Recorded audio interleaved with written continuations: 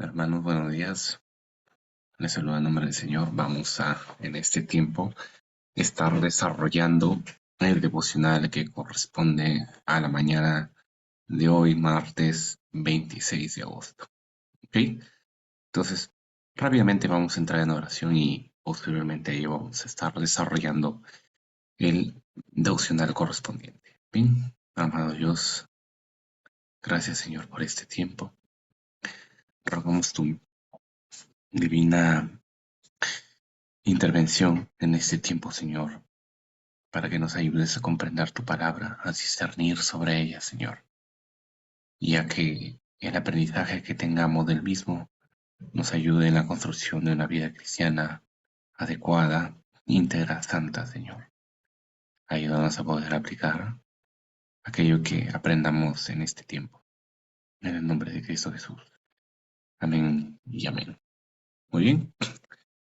Bien, hermano, voy a estar compartiendo en la pantalla algunas breves diapositivas. Espero no explayarme mucho. Realmente pretendo avanzar lo más pronto que se pueda, dado que el tema es, aunque el pasaje son unos cuantos versículos, pero en realidad la temática que se alberga adentro, en el interior, es bastante profunda. Entonces vamos a tratar de darle prisa a esto. ¿Sí? Voy a compartir. Ahí está. Me parece que ya lo tenemos. La visita de Pedro en Cesarea. Esa es la temática. Muy bien. Entonces, brevemente, vamos a, en primera instancia, dar lectura al pasaje que vamos a abordar en este tiempo. ¿Ok? Vamos a Hechos capítulo 10, del versículo 34 al 43. Yo estoy en la versión de Reina Valera de 1960 y acompáñame a la lectura en este tiempo. Desde el versículo 34, y dice así la palabra. Entonces Pedro, abriendo la boca, dijo, en verdad comprendo que Dios no hace excepción de personas, sino que en toda nación se agrada del que le teme y hace justicia. Dios envió mensaje a los hijos de Israel anunciando el evangelio de la paz por medio de Jesucristo. Este es Señor de todos. Vosotros sabéis lo que se divulgó por toda Judea, comenzando desde Galilea, después del bautismo que predicó Juan, como Dios ungió con el Espíritu Santo y con poder a Jesús de Nazaret, y cómo éste anduvo haciendo bienes y sanando a todos los oprimidos por el diablo, porque Dios estaba con él. Y nosotros somos testigos de todas las cosas que Jesús hizo en la tierra de Judea y en Jerusalén, a quien mataron colgándole en un madero. Verso 40. A este levantó Dios al tercer día e hizo que se manifestase, no a todo el pueblo, sino a los testigos que Dios había ordenado de antemano, a nosotros que comimos y bebimos con él después que resucitó de los muertos, y nos mandó a que predicásemos al pueblo y testificásemos que Él es el que Dios ha puesto por juez de vivos y muertos. De este dan testimonios todos los profetas, que todos los que en él creyeren recibirán perdón de pecados por su nombre. Amén. Que el Señor bendiga su palabra. Vamos a rápidamente ubicarnos en el desglose de los versículos. Vamos a tratar de hallar algunas ideas que probablemente puedan ser de bendición para nosotros. Muy bien. Ok, creo que está bien. Habría o convendría hacer una breve explicación acerca del contexto de Hechos 10, donde Pedro, como ya habíamos visto en un anterior devocional, él recibe la visión de los animales, los animales inmundos, y es enviado a la casa de Cornelio, un centurión romano. ¿Mm? Entonces, va a convenir muchísimo hablar de Cesarea en el espacio geográfico el cual se va a desarrollar a lo mejor aquello que vamos a explicar. Cesarea. Hay algunos datos muy puntuales a lo mejor que de Cesarea que podríamos mencionar, ¿no? Cesarea es también conocida como Cesarea Marítima o Cesarea de Palestina. ¿Mm? Y es pues una ciudad histórica en la costa mediterránea de Israel. Me vas a tener que perdonar que estoy con un poco de tos, de una terrible gripe de la cual estoy terminando de salir, pero bueno, continuamos. Fue construida por Herodes el Grande, ¿ok? Aproximadamente en el intervalo del año 22 y 10 antes de Cristo, muy bien, y nombrada en honor al emperador romano César Augusto, ¿ok? Cesarea jugó un papel crucial en la historia del Nuevo Testamento y en el desarrollo del cristianismo primitivo. Muchas de las cosas que se desarrollaron sucedieron aquí, en esta localidad. Además, después de que fue un importante centro político, comercial y cultural en la región. Bien, entonces aquí vamos a tener eh, un pequeño contexto. Ay, me parece que ahí estamos bien. Un pequeño contexto y su relevancia. ¿Ok? En cuanto a su fundación y desarrollo, podríamos decir o establecer algunos puntos, ¿no? Que Herodes el Grande construyó en Cesarea, o bueno, construyó un puerto moderno, ¿ok? Y una ciudad pues dedicada al emperador romano César Augusto, que buscaba pues fortalecer la relación con Roma, naturalmente. Y la ciudad estaba pues equipada con un puerto impresionante, pues construcciones o mega construcciones de toda índole, pues podríamos decir templos, palacios, hipódromos, teatros romanos y acueductos que proveían el agua desde el Monte Carmelo. Pero también existe la mención del puerto de Sebastos, el puerto artificial conocido como Sebastos, que fue una gran maravilla de la ingeniería de la época, permitiendo que Cesarea se convirtiera en un puerto clave para el comercio en el Mediterráneo. Un poquito de historia, ¿no? Este puerto pues facilita o facilitó en aquel entonces el intercambio comercial y cultural, conectando al este con Roma y con otras partes del imperio. Bien, no le vamos a dar más vuelta a ello, solamente era a lo mejor útil poder hacer unos breves comentarios al respecto, ¿no? Acerca de esto. La relevancia política y administrativa que a lo mejor podríamos citar va a tener un claro énfasis en la capital provincial, ¿no? Cesarea se convirtió en esa capital provincial romana de Judea, reemplazando a la de Jerusalén como la sede del gobierno romano. Los procuradores romanos, como Poncio Pilato, por ejemplo, residían en Cesarea, y la ciudad se convirtió en aquel entonces en un centro pues administrativamente romano en la región, ¿m? Evidentemente. Las conexiones que podrían a lo mejor establecerse o enraizarse con el Imperio Romano como una ciudad pues, de gran importancia en el Imperio Romano. Va a tener Cesarea entonces una fuerte presencia romana y una significativa población gentil, por ende, ¿no? Lo que la convertía en un lugar clave para la interacción entre judíos y gentiles y pues por consiguiente también un escenario propicio para la expansión del cristianismo, como ya lo veremos más adelante. También podríamos a lo mejor analizar brevemente algún tipo de importancia que podría significar para el Nuevo Testamento. En tanto a la historia, por ejemplo, de Pedro y Cornelio, Cesarea es conocida por ser el lugar donde el apóstol Pedro tuvo un encuentro crucial con Cornelio. Acordémonos de esto, devocionales anteriores. Bueno, un centurión romano descrito en este mismo capítulo que estamos abordando. Este evento es fundamental porque marca la apertura del Evangelio de los Gentiles, ¿no? Cornelio, quien vivía en Cesarea, fue el primer gentil en ser bautizado, lo que simboliza el comienzo de la misión cristiana a las naciones fuera del judaísmo, ¿ok? Como ya lo veremos en breve. Eh, También podríamos traer la memoria y situar a Pablo en Cesarea. El apóstol Pablo también tuvo una conexión significativa con Cesarea, ¿no? Fue en esta ciudad donde fue arrestado y llevado ante los procuradores romanos Félix y Festo. Esto ya te acordarás en, en- en Hechos, en el libro que estamos estudiando. Pablo estuvo encarcelado en Cesarea durante 2 años antes de apelar a César y bueno, posteriormente después de ello fue enviado a Roma en una comisión. Ah, Son algunos datos a lo mejor que se vienen a la memoria como ideas sueltas, pero también podríamos decir o establecer un contexto cultural y religioso.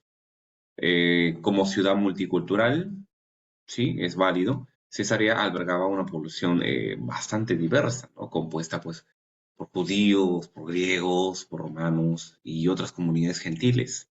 Esto, esta serie de menciones, la convierte en un lugar de intercambio cultural, pero también en un sitio de tensiones étnicas y religiosas.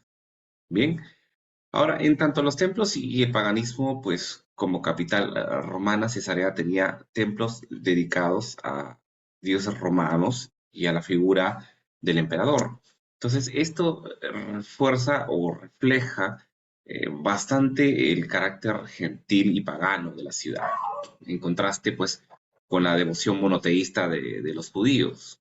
Sin embargo, existía una comunidad judía significativa a la ciudad en cuanto a cuantías. Bien, ahora, y como punto final a esta serie de pincelazos, hablando de Cesarea, porque es el escenario donde se está desarrollando todo esto y pensé que sería conveniente a lo mejor poder analizarlo un poco, pues muchos de los perfiles arqueológicos o del patrimonio en cuanto a las ruinas dictan pues que hoy en día Cesarea es un sitio arqueológico de gran importancia. ¿M? Las ruinas de la ciudad antigua, incluyendo el teatro, el hipódromo, los acueductos y los restos del puerto, ofrecen una visión bastante interesante de la arquitectura romana y de la vida en la ciudad durante los primeros siglos de la era cristiana. También podríamos mencionar la inscripción de Pilato, ¿no? En Cesarea se descubrió una inscripción con el nombre de Poncio Pilato, las pocas evidencias arqueológicas que mencionan a este procurador romano, conocido pues por su papel en el juicio y crucifixión de nuestro Señor Jesucristo. Muy bien, entonces para cerrar esta parte de introductoria en el cual estamos haciendo una breve mención a algunos aspectos básicos de lo que significa Cesarea. Podemos decir que era una ciudad de gran importancia durante el tiempo del Nuevo Testamento, ¿no? Que ha tenido una gran utilidad como un centro administrativo romano y un punto clave para la expansión del cristianismo. Su carácter multicultural y su función, pues como capital de la provincia de Judea, la convirtieron en su momento en un escenario donde se desarrollaron eventos cruciales del cristianismo primitivo, como la conversión pues de Cornelio, otro hecho que también no hay que dejar de mencionarlo, el encarcelamiento de Pablo, ¿no? Pues va a ser de gran menester poder entender el contexto de Cesarea, que nos va a ayudar a comprender mejor el entorno que los apóstoles llevaron a cabo en su misión y pues la importancia de esta ciudad en la narrativa bíblica. Bien, ok, vamos a pasar a la siguiente diapositiva. Ahí estamos, bien. El devocional pasado que me tocó grabar a mí hacía un gran hincapié a la premisa Dios no hace acepción de personas. Y esta idea, que es muy importantísima, la vamos a ver replicada también dentro de este pasaje en una subparte que está comprendida entre el versículo 34 y el versículo 35 y dicta la misma premisa, que Dios no hace excepción de personas. Entonces, vamos a ver o a tratar de encontrar algunos puntos claves en esa narrativa de la palabra para poder no tanto validar esto, porque la palabra no requiere validación, simplemente requiere estudio nada más, ¿no?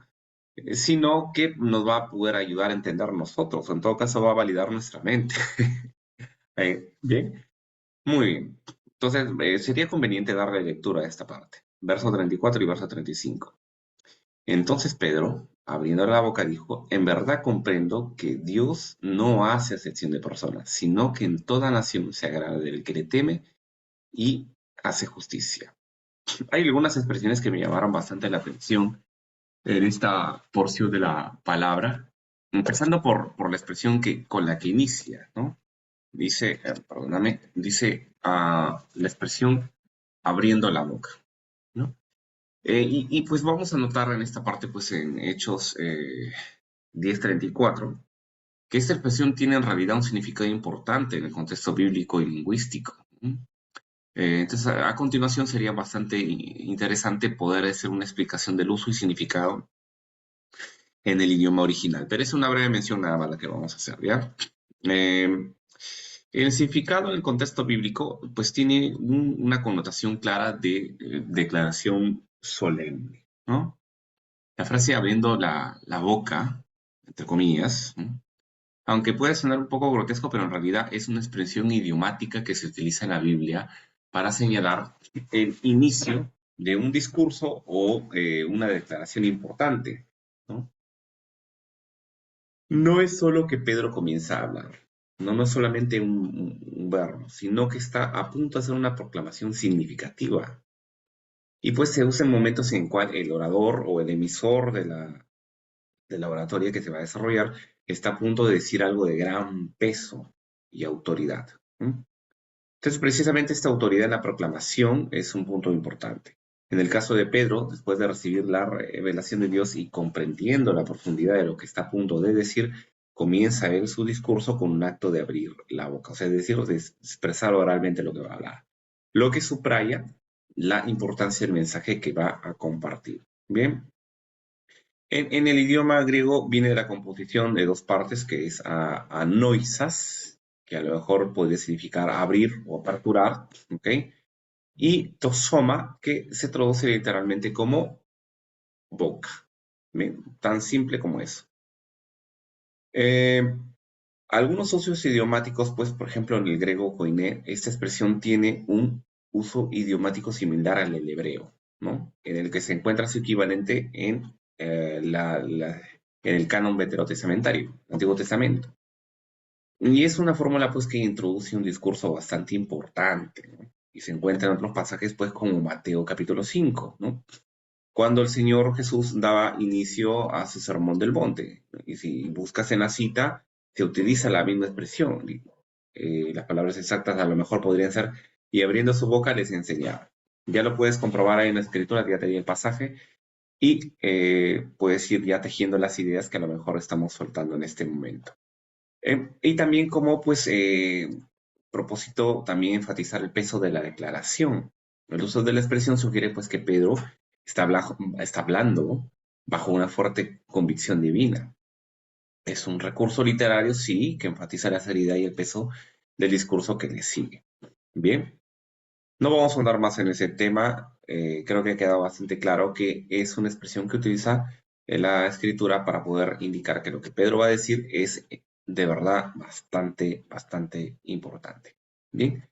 Ahora, en el verso 35, Pedro menciona dos características cruciales de las personas que son aceptables ante Dios.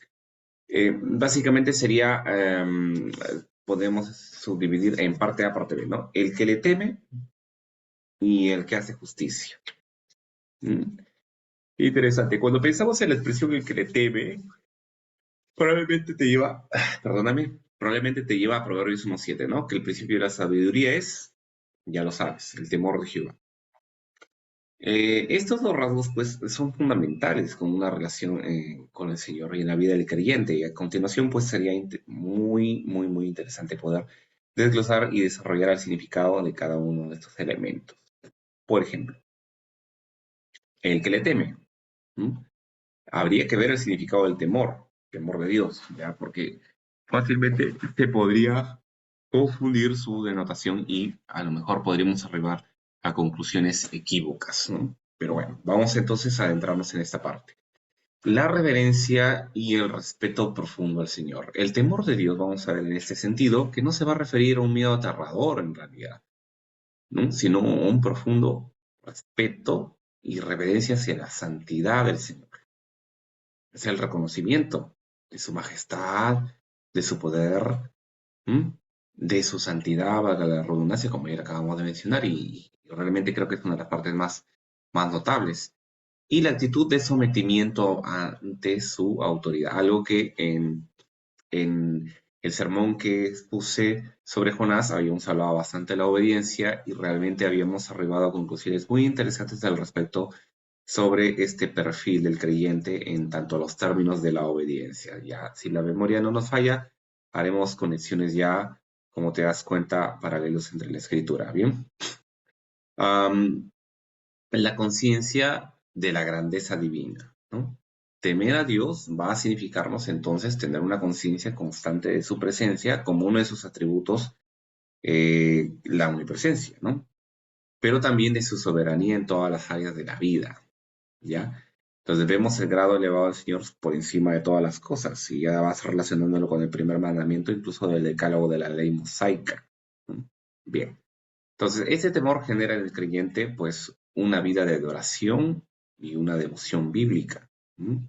Consciente de la necesidad de honrar a Dios en pensamiento, palabra y acción. Bueno, mm, es una construcción gramatical muy usada, pero en este contexto nos está haciendo bastante utilidad. Bien.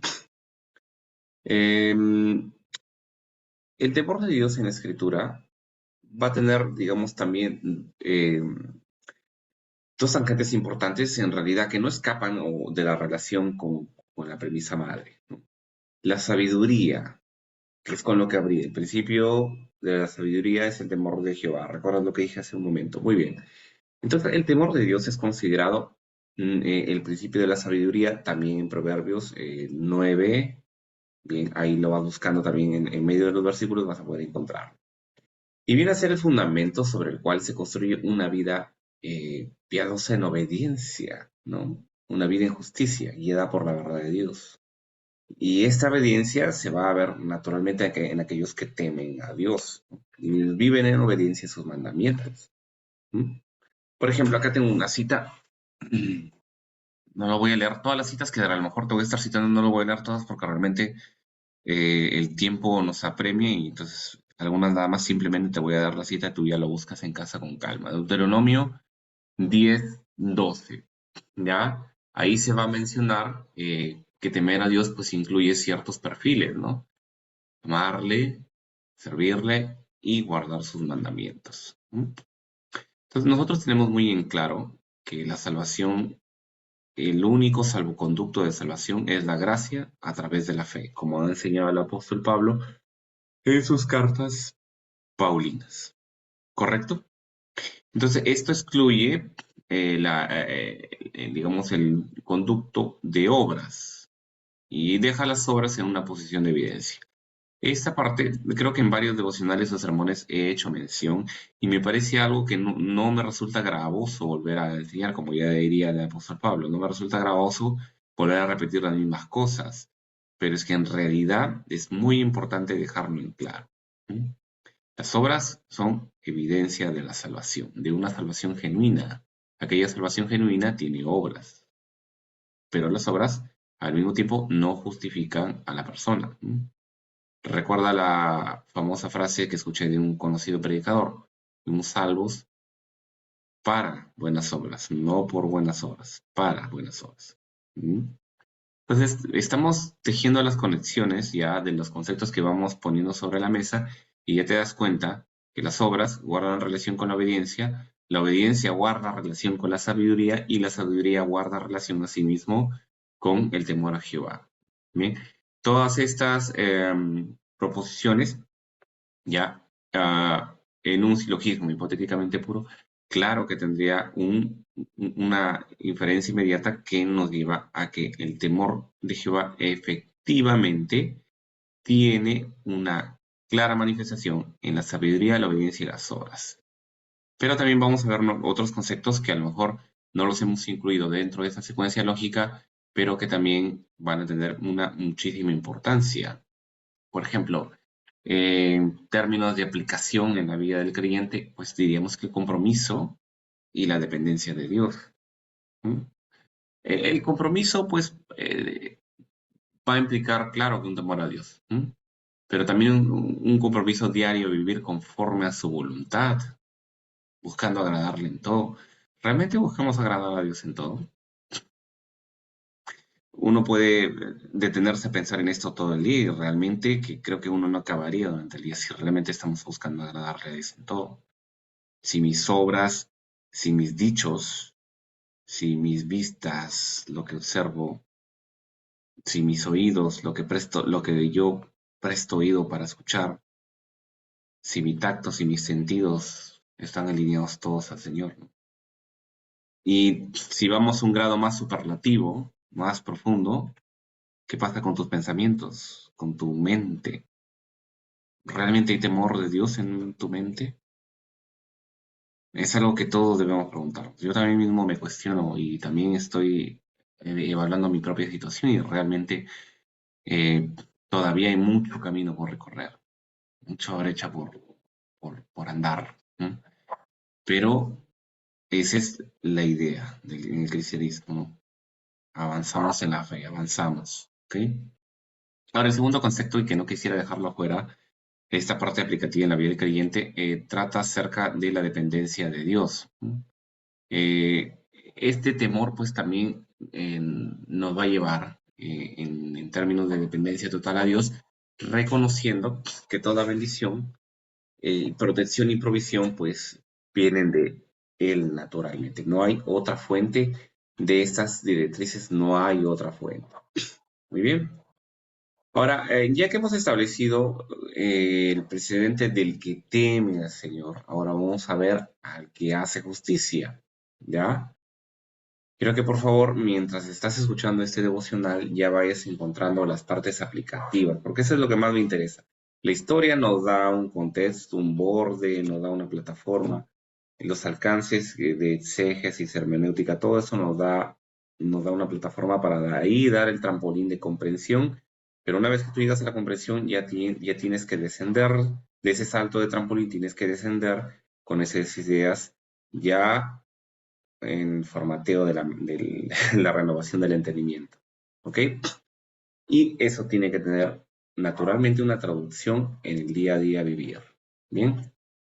Entonces, en ese segundo punto, hablando acerca del que hace justicia, va a convenir bastante qué definición encontramos de hacer justicia. Y los primeros conceptos que a lo mejor se pueden pedir a la mente tienen que ver con la rectitud y la equidad, ¿no? Hacer justicia va a tener una significancia de vivir con rectitud, de vivir con equidad, actuando con integridad en todas las relaciones y situaciones. Es la práctica activa de lo que es correcto, justo a los ojos de Dios. Qué hermoso es poder definir las cosas, te das cuenta. Ahora, imitar el carácter de Dios también va a ser un punto crucial en esto. Tú sabes que Dios es justo, ¿ya? Aquí te dejo la cita. Salmo 11:7. Lo buscas, por favor, en casa, ¿ya? Y aquellos, pues, que seguimos a Dios, ¿m? Estamos llamados a reflejar su justicia en nuestras vidas, ¿m? En Dios es un atributo la justicia. ¿M? En nosotros, diríamos que es un atributo, ¿somos realmente justos? Nos dice la Escritura que no es justo ni a uno, que todos nos descarriamos, que todos nos volvemos inútiles a una. Esas son las palabras fuertes que utiliza el apóstol Pablo en Romanos 3, ¿no? Pero realmente es un compendio de la descripción retratada en el Antiguo Testamento. Vas a encontrar muchas de esas expresiones en los Salmos. ¿M?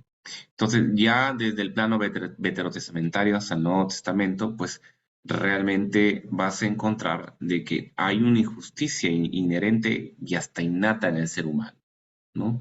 Tras la caída posadámica, todos nosotros tenemos esa clara tendencia al mal. Y la injusticia es ya un rasgo o sería un atributo de los seres humanos, la injusticia.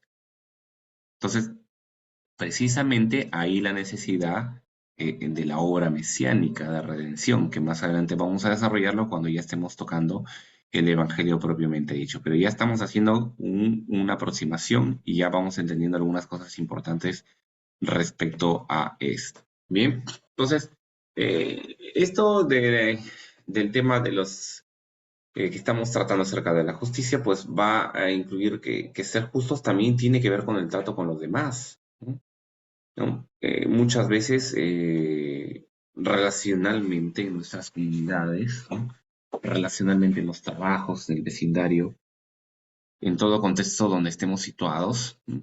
Pero también defendiendo pues al menesteroso, ¿no? Al oprimido, aquel que está en necesidad, ¿no? Muchas veces va a ser muy importante también poder practicar o replicar ese carácter que Jesús tenía respecto a la necesidad. ¿Mm? Entonces, vamos a ver que vivir estos principios divinos va a tener que tener unos términos de alineación. ¿Mm? Es recrear o personificar a Cristo en nuestras vidas. Ya tenemos la identidad de Cristo como con el sello del Espíritu Santo en el momento de la salvación, en el momento que ha habido un nuevo nacimiento, ya tenemos esa identidad de Cristo.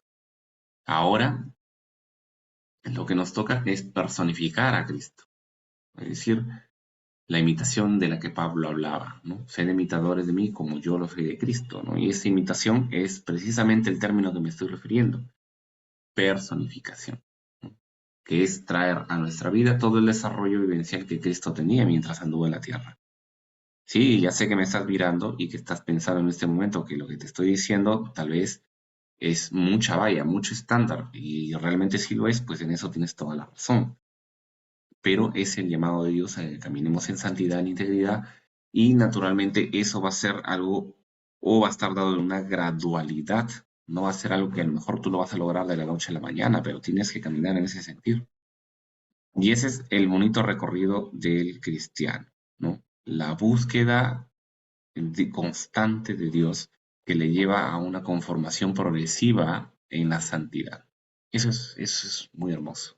Bien, ok, vamos a avanzar. La justicia en la escritura va a establecer también algunos parámetros, ¿no? Por ejemplo, la justicia relacional. Si tú te ubicas, a ver, acá te voy a dar la cita. Déjame buscarla. Miqueas 6:8. Ya, ahí van leyendo en casita. Dios pide, pues, que los creyentes hagan justicia, amen la misericordia y caminen humildemente con él. Básicamente eso, esos rasgos. Y la justicia en este contexto, pues, es bastante relacional, afectando cómo tratamos a los demás y cómo nos comportamos en la comunidad. ¿Bien? Y la obediencia a la ley de Dios también no la podemos soslayar, ¿no? Acá te dejo otra cita. A ver, esta está por aquí. Isaías 1:17, ¿no?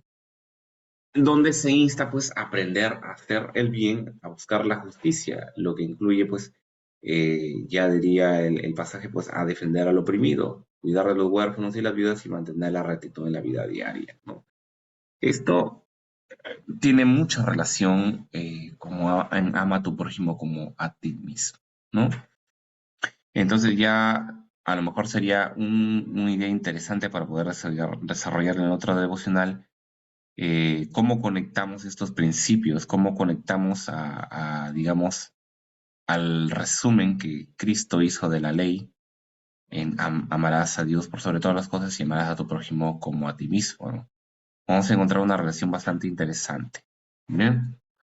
Am, en la aplicación de la vida del creyente, ¿no? Vivir de una manera justa, así, tal cual, como lo escuchas, y impulsar el bienestar de los hermanos, del prójimo. Eso también va a ser bastante bueno y muy importante. Bien, no quisiera extenderme mucho más en esto. Hay muchos puntos todavía que tenemos que abarcar, así que vamos dándole un tema de prisa. Bien, permíteme. Está un poco lenta mi máquina a esta hora. Es un poco extraño, pero ya parece de que está reanimando la máquina. Muy bien. Ok, entonces aquí entramos en medio del asunto en cuanto a la idea de que Dios no hace acepción de personas. Ya sé que estaba pasando. Se me estaba bajando la batería de la computadora.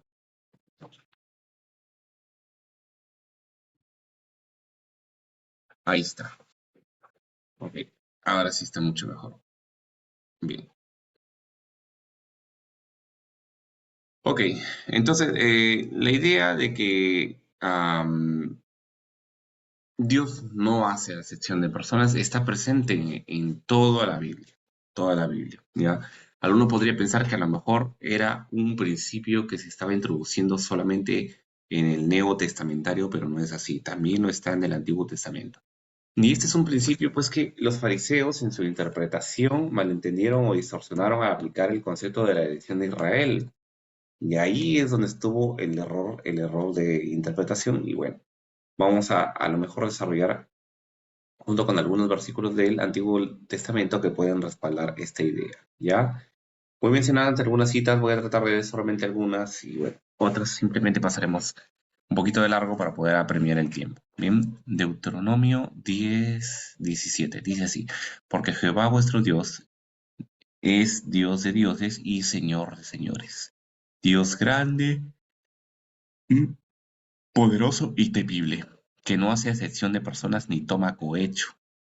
¿Mm? Bien, entonces estamos claramente viendo que este versículo es una declaración de la imparcialidad de Dios, ¿no? Dios, Él es justo y no muestra algún tipo de prerrogativas, favoritismos, ni puede ser de alguna manera coaccionado, ¿no? Aunque Israel, como nación, fue elegido como el pueblo de Dios, pero este versículo subraya de que su justicia es imparcial y sobre todo algo que el apóstol Pedro está abordando bastante en cuanto a los términos de universalidad del Evangelio, pues precisamente ese concepto de universal. Bien, em, tengo varios pasajes aquí, ya chequemos uno más y los otros simplemente te dicto aquí para que puedas buscar en casita ya que este video está siendo grabado. Bien, a ver, Crónicas 19:7, dice así la palabra: sea pues con vosotros el temor de Jehová, mirad lo que hacéis, porque con Jehová nuestro Dios no hay justicia, ni acepción de personas, mira, fíjate, ni admisión de cohecho. Qué interesante. Entonces, aquí se nos recuerda, o se recuerda a los jueces en Israel que deben de temer a Dios y actuar con justicia, ya que Dios mismo no muestra ningún tipo de favoritismo, ¿no? Entonces, su justicia debe ser reflejada en las acciones de aquellos que le representan. Bien, hay otros pasajes que ya no los voy a explorar más aquí, pero sí te los dejo. Por ejemplo, Job 34:19, Proverbios 24:23 y Malaquías 2:9. ¿Ya? Estas menciones solamente las dejo en calidad de menciones para poder apresurar el tiempo a estas horas de la mañana. Bien. No quisiera dejar fuera una temática bastante interesante y también que responde pues a un cuestionamiento a lo mejor que muchos de nosotros en algún momento se haya preguntado, ¿no? Por ejemplo, respecto a la incapacidad de muchos judíos de la época de Jesús y los apóstoles para ver o aceptar la verdad de que Dios no hace excepción de personas. Esta es una pregunta interesantísima y tiene varias razones, tanto teológicas como culturales e históricas. ¿Ya? Vamos a ver alguna de ellas, ¿ya? A ver, en primer lugar, malentendido con el concepto de la elección, ¿ya? La elección exclusiva. Los judíos a su tiempo, ellos entendieron pues que la elección de Israel como privilegio exclusivo que los distinguía de las demás naciones, ¿no? Ellos querían que la relación especial de Dios con ellos implicaba un favoritismo divino, que no se extendía a los gentiles. Ya te das cuenta. Y también esto procedía también de un tipo de orgullo étnico. Este malentendido llevó a un orgullo étnico, como ya lo hemos mencionado, y a una actitud de superioridad hacia los gentiles, ¿no? En lugar de ver su elección como una responsabilidad de Dios para las naciones. Muchos interpretaron esto como una señal de que solo ellos serán aceptables para Dios, ¿no?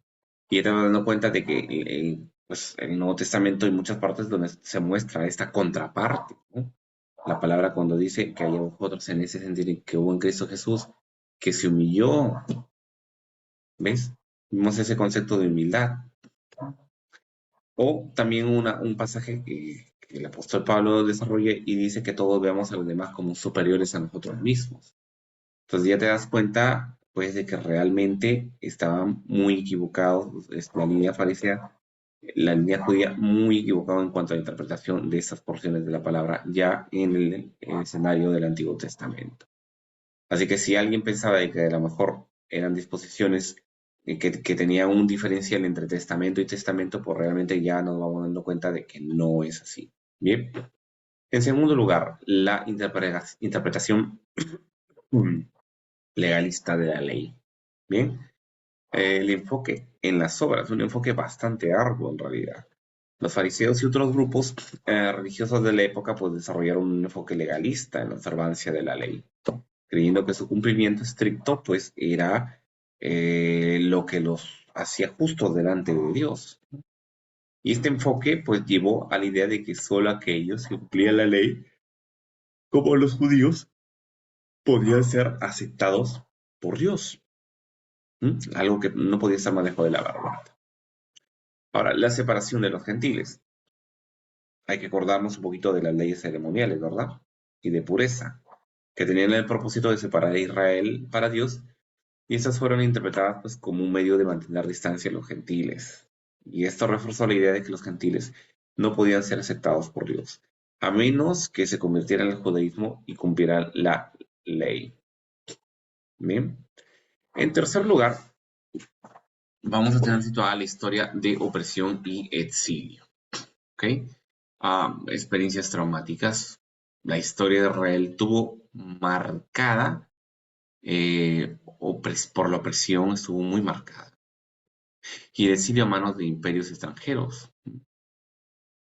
Algunos de ellos que nos vienen a la mente como Babilonia, como Roma, como Asiria, que ya es algo que habíamos conversado en el sermón del cual había tratado acerca de Jonás, ¿no? Y vemos ese enardecimiento, ese rechazo natural que había en Jonás hacia los asirios por la gran fama de brutalidad, por los acontecimientos bélicos en los cuales habían tenido un comportamiento extremadamente cruel, ¿no? Y vemos por qué Jonás, enardecido, muy nacionalista, muy patriota, decide optar por la ruta hacia Tarsis y no por la ruta hacia Nínive. Este sentir, rechazo hacia el subyugamiento extranjero, ¿ok? Lo vemos no solamente en Jonás, sino lo vemos también en la cotidianidad del pueblo judío, en ellos, muy presente, muy arraigado. ¿Mm? Entonces, reanudando, estas experiencias fortalecieron el sentido de identidad nacional y religiosa, valga la redundancia, y crearon una desconfianza natural hacia los extranjeros. Ahora, la esperanza mesiánica nacionalista va a darnos una idea de que muchos judíos pues esperaban un Mesías que libertara a Israel de la dominación extranjera y pues restaurara el reino davídico que esperaban con muchas ansias, ¿no?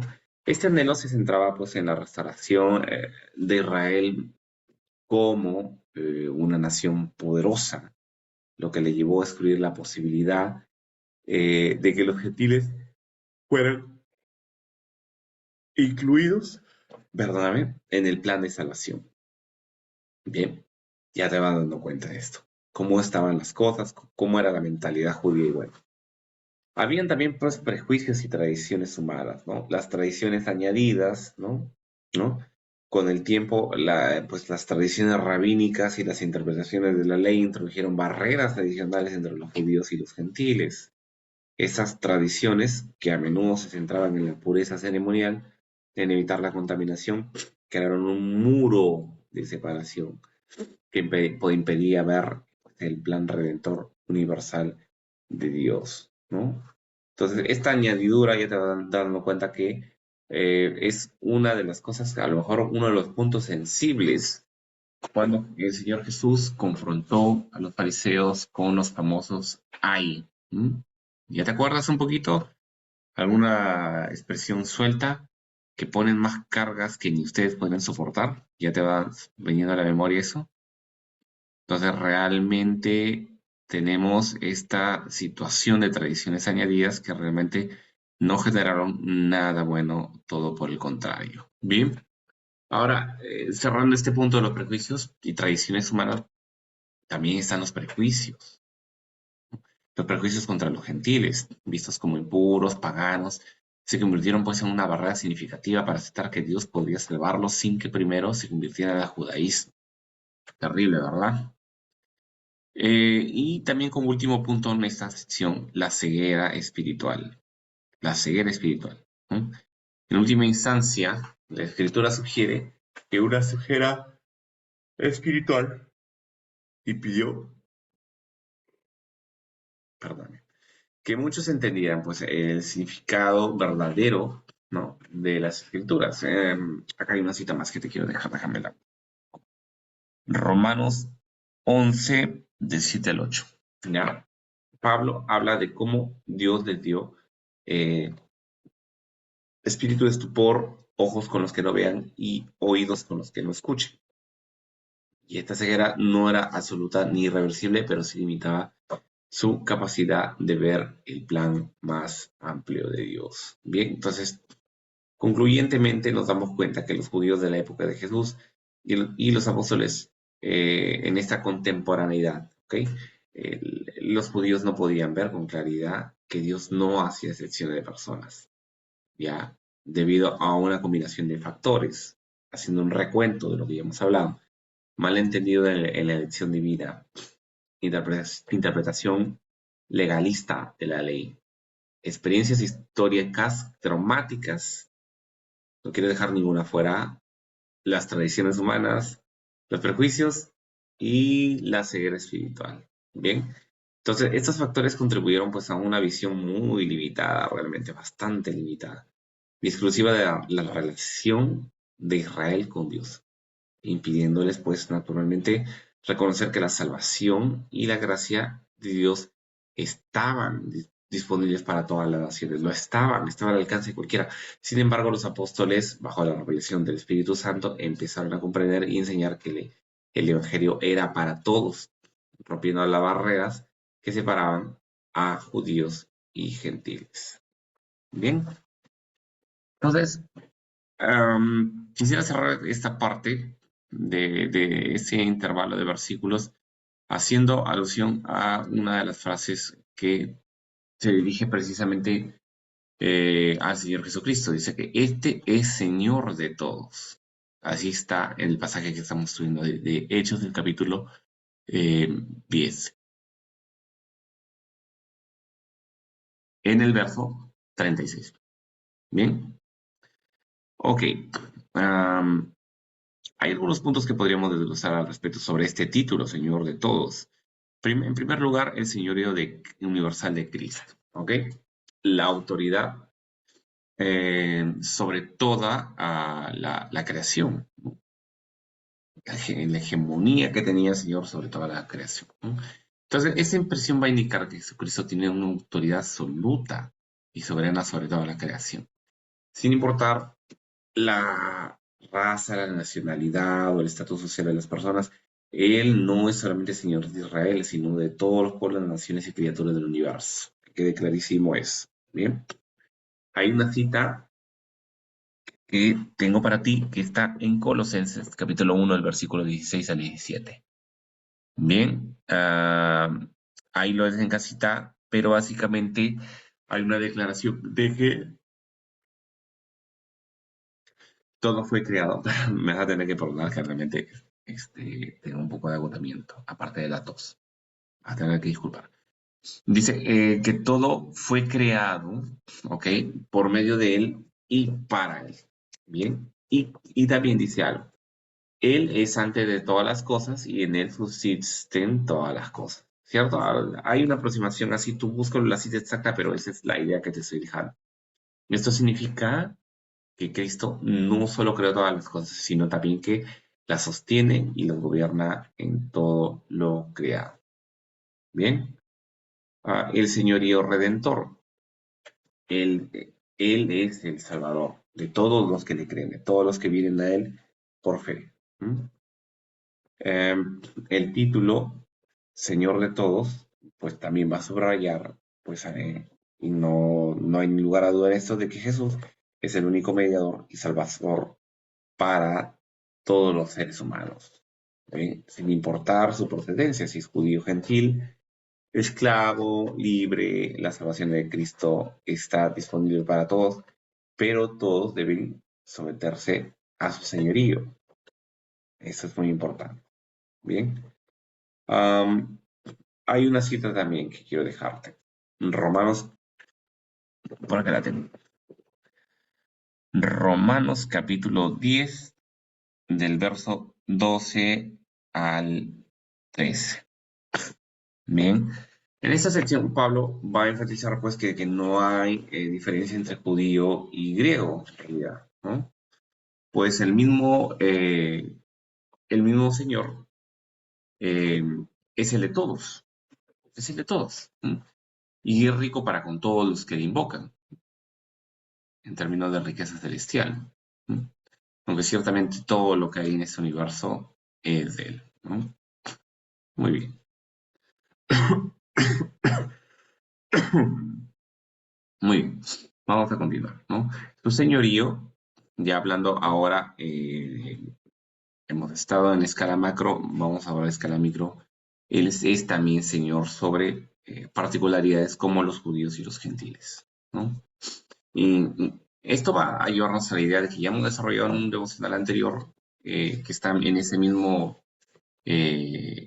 sentir, que es la inclusión de los gentiles, ¿no? Entonces, en el contexto de Hechos 10, ya Pedro está predicando a Cornelio, un centurión romano, y su casa, quienes eran gentiles. Ya te vas dando cuenta de dónde nos lleva la idea. La declaración de que Jesús es Señor de todos reafirma que el Evangelio no es exclusivo solamente para los judíos, sino que tiene también su poder hacia los gentiles. Cristo es naturalmente el Señor de ambos grupos, ¿ok? Unidos o uniendo a todos en un solo cuerpo bajo su autoridad. Bien, los redimidos que proceden de estos grupos. Bien. Hay una cita que quiero dejarte aquí. Efesios capítulo 2, versículo 13 al 14. Cristo ha derribado la pared intermedia de separación entre judíos y gentiles. Ha traído la paz y los ha unido ambos a sí mismo. Bien.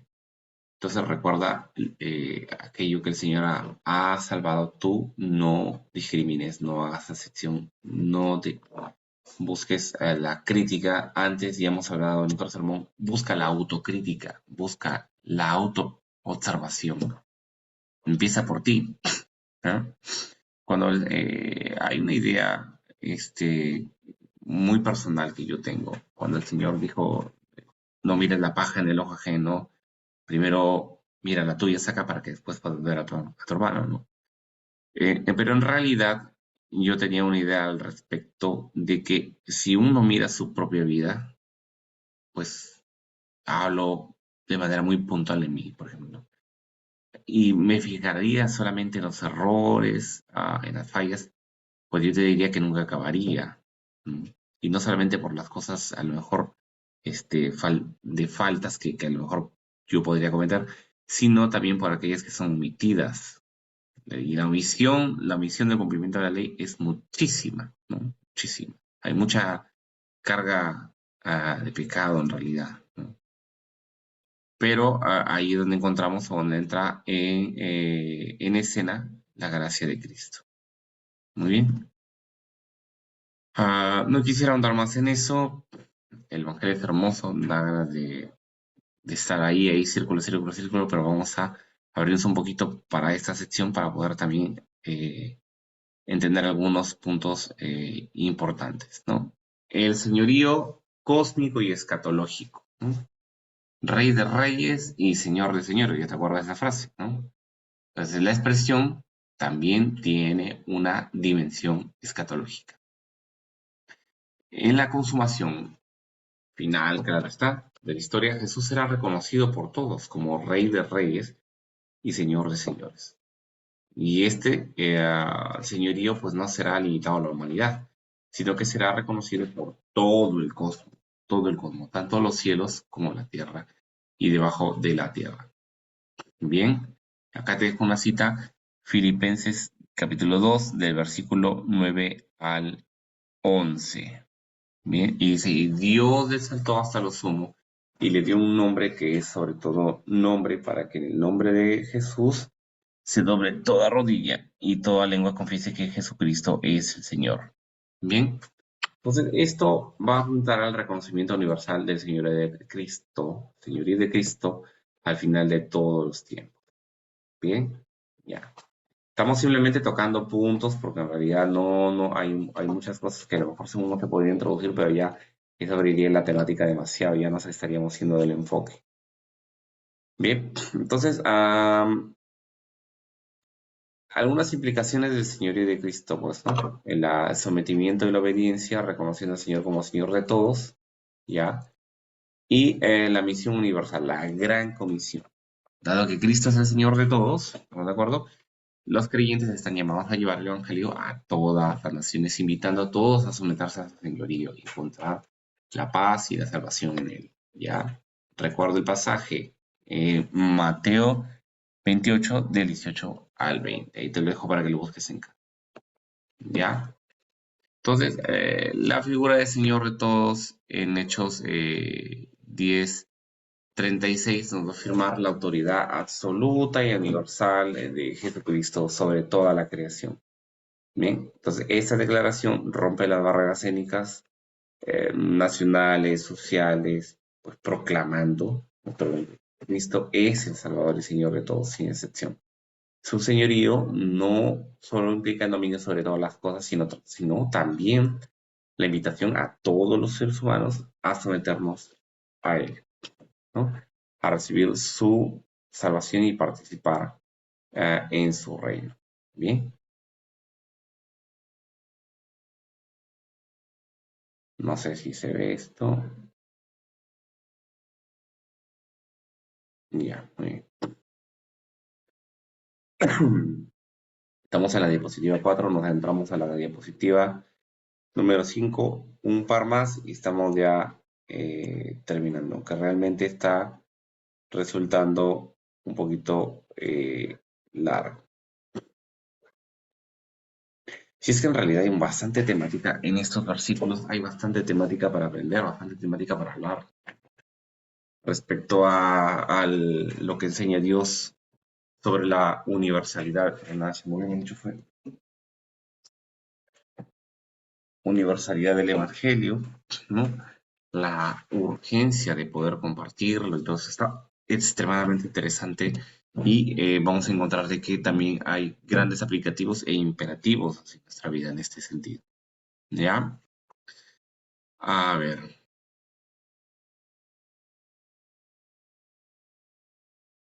Voy a tratar de llegar hasta donde se pueda porque ya me di cuenta de que este devocional va a estar larguísimo. Me da la impresión de que probablemente pueda ser un devocional de 2 horas. Pero no te preocupes. Lo que voy a hacer es que solamente voy a tratar un punto más, el ministerio de Jesús, para poder seguir la secuencia y luego ya voy a sentar a empezar a arribar a las conclusiones para poder tener algunas ideas claras. Aunque ya hemos desarrollado algunas ideas ya aplicativas. Entonces ya tenemos un material aplicativo y realmente esa es la parte, uno de los objetivos principales, ¿no? Por llegar a aplicativos, a conclusiones que realmente tengan una validez viva en nuestras vidas, o sea, una vivencia en carne, ¿no? En carne viva es lo que quiero decir. Bien, en tanto el ministerio de Jesús, que está abordado en los pasajes del 36 al 38, ¿no? Esta parte muestra pues ciertos detalles de cómo Jesús predicó la paz y pues la reconciliación a través de su vida, enseñanza y milagros y su muerte y su resurrección posterior. Um, Va a convenir hacerle algunas preguntas al texto, ¿ya? Mira, la elección, mira, fíjate, de Israel como el receptor final, inicial, perdón, del mensaje de Dios es un tema muy amplio, muy profundo, multifacético de la narrativa bíblica. Y a continuación vamos a tratar de contestar algunas de estas razones por las cuales Dios envió su mensaje primero a los hijos de Israel, por qué ellos no lo entendieron y por qué no lo envió directamente a cada nación desde el principio. ¿Ya? Vamos a desarrollar estas preguntas. Esta metodología a mí me encanta. Generarle preguntas al texto y poder desarrollarlas. ¿Ya? Recuerda, estamos en verso 36. A ver, primera pregunta. ¿Por qué Dios envió el mensaje a Israel. Esto tiene que ver con la elección soberana, ¿ya? El pacto abrámico, por ejemplo, ¿no? El pacto de Abraham. Dios eligió a Abraham. ¿Había algún mérito cuando Dios eligió a Abraham? ¿Había una razón por qué Dios eligió a Abraham? Probablemente había una cuestión de merecimiento, mérito. Ya te das cuenta de que siempre le fue lo que le mueve es el puro afecto de su voluntad, la gracia, la decisión de amar. Entonces Dios elige a Abraham y su descendencia para ser un pueblo especial, ¿no? A través del cual pues todas las naciones serían benditas, todas. Te voy a dejar una cita para que te puedas entrar de esto un poquito más, déjame la busco. Es Génesis 12 del 1 al 13. ¿Ya? Bien, entonces estamos viendo que Israel fue elegido soberanamente por Dios para ser el canal de su revelación y bendición al mundo. Es una elección y a ello no hay más vuelta que dar. Bien, también viéndolos como un pueblo de Dios, ¿no? Dios hizo un pacto con Israel entregándole a Israel y las promesas mesiánicas, ¿no?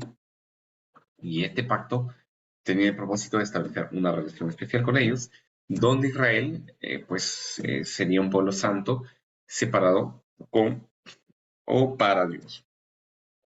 Bien, ok. En segundo lugar, la misión de ser luz para las naciones. La idea de ser, o la gran visión de ser testimonio para el mundo. Y vas a ver en esta porción de que Israel fue llamado para ser luz para las naciones. Dijo la cita. Isaías 42:6.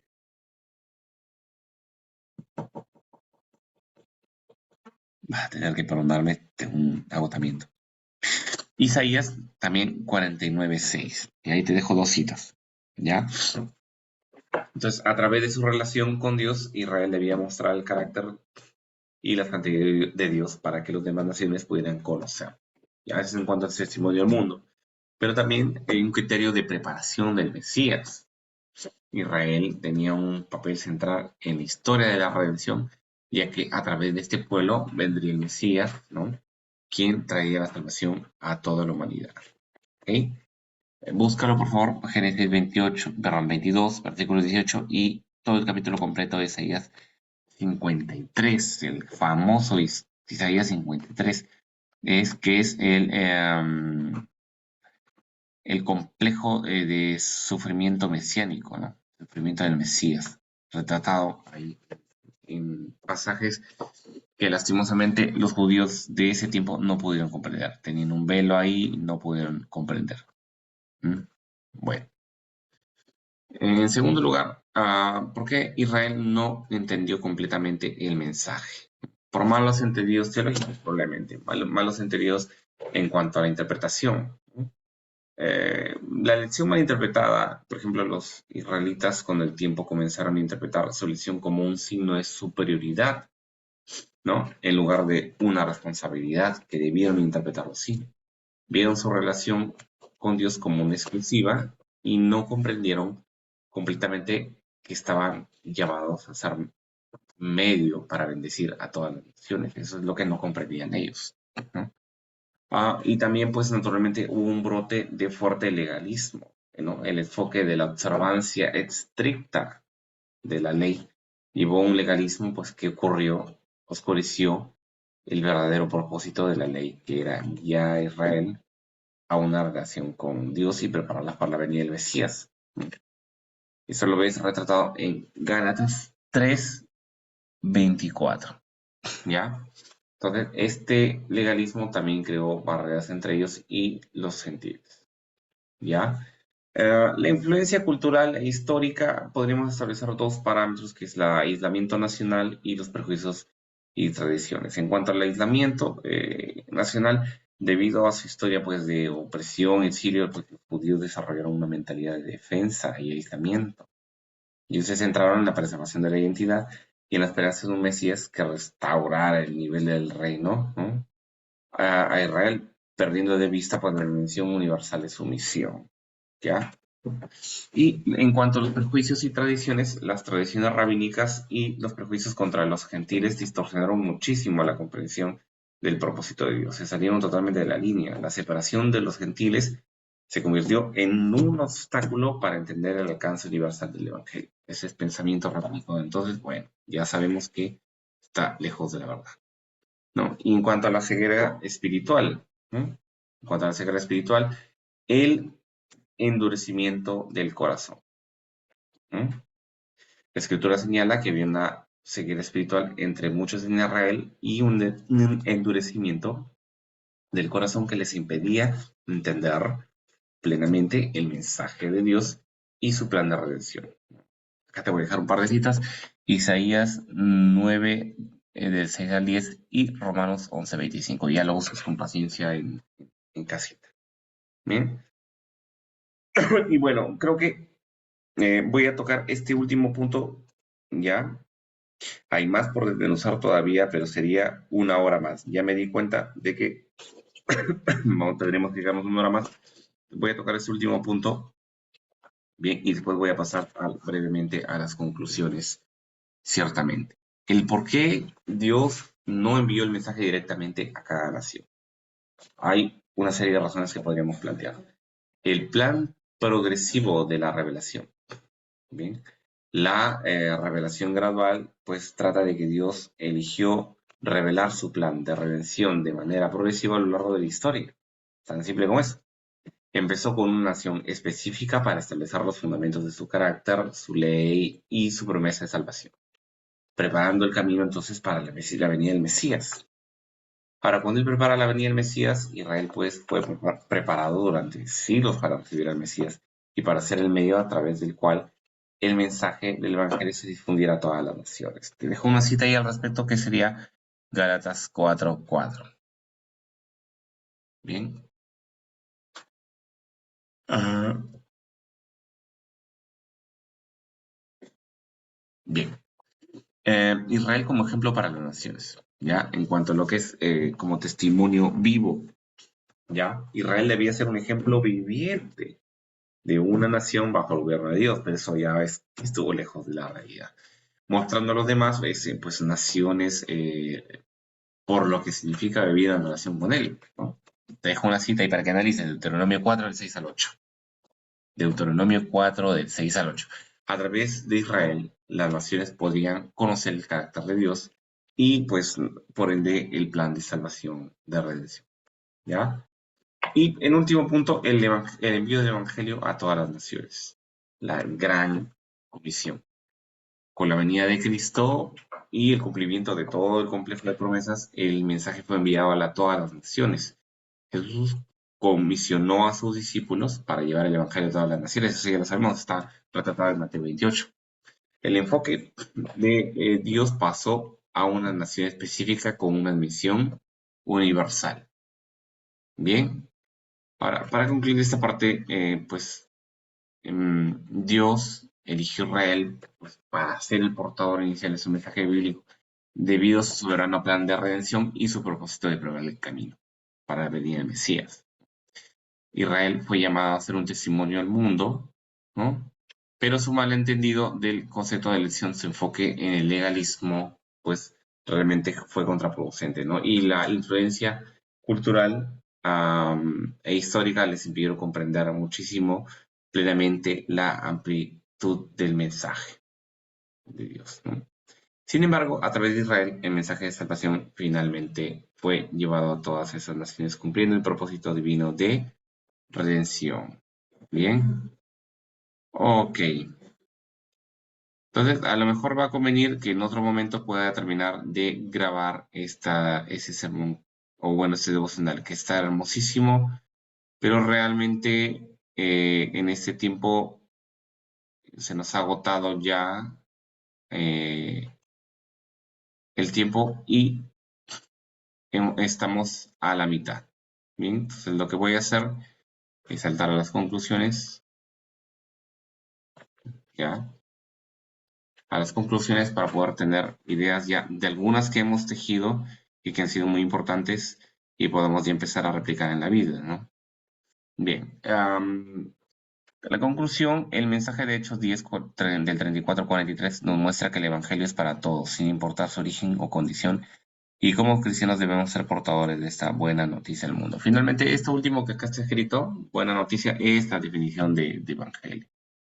Bien, y no quisiera dejar también suelta la idea de que si esa es la primera vez que tú estás viendo este devocional, déjame decirte de que en esta parte final de la conclusión encontramos mucho de la importancia del mensaje. Yo creo que la centralidad, el evangelio, que tiene significado precisamente como dice aquí, mira, buena noticia es lo que significa evangelio. Pero ¿cuál buena noticia? ¿Cuál es la buena noticia que debo de creer? De que Dios generó un plan de redención o de salvación, ¿ya? Para todos, ¿no? Para todo aquel que cree, para todo aquel que deposita su confianza en Dios. Porque si cada uno de nosotros es consciente de que ha hecho el mal y reconoce su necesidad de un Salvador, entonces no tendrá ningún problema en poder confesar sus pecados, arrepentirse de los tales, volverse para atrás, no retroceder y seguir caminando hacia Dios, enteramente, infinitamente, para siempre. Entonces realmente Dios habilita ese salvoconducto de salvación a través de la gracia por medio de la fe, ¿no? Realmente porque no había otra forma de salvar al ser humano. ¿No? No había otra forma de salvarlo, debido a que todos sus caminos son perversos, toda la obra del ser humano es mala, entonces Dios se juega ese rol, ¿no? De poder redimir a las personas a través de su Hijo Jesucristo, en quien es derramada todo el castigo que los pecadores merecíamos, todo el castigo que nosotros merecíamos. Y a nosotros se nos es otorgado o se nos valida, ¿ya? Se nos valida esa santidad, esa vida perfecta que Él llevó, ¿no?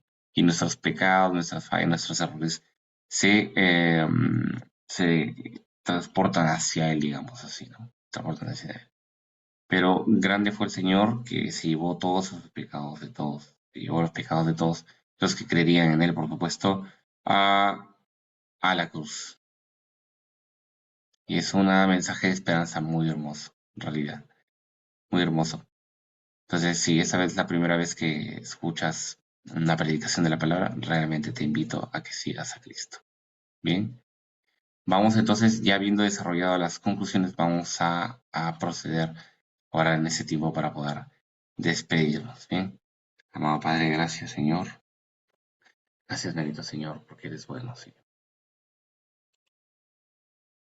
Porque nos has redimido por medio de Cristo, por medio de su sacrificio, Señor, de su perfecto sacrificio, pero también por medio de su vida y también por medio de su resurrección.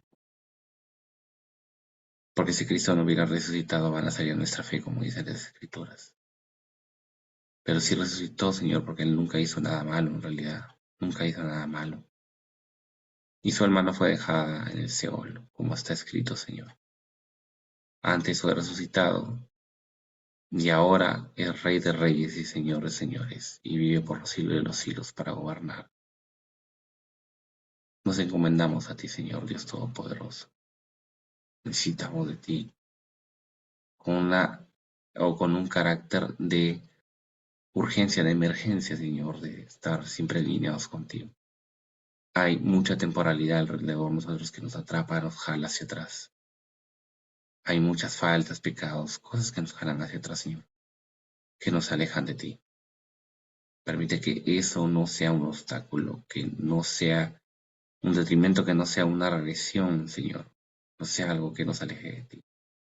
Todo por el contrario, que prime, que venza, Señor, tu poder, esa fuerza que nos das para poder vencer al mal, al pecado.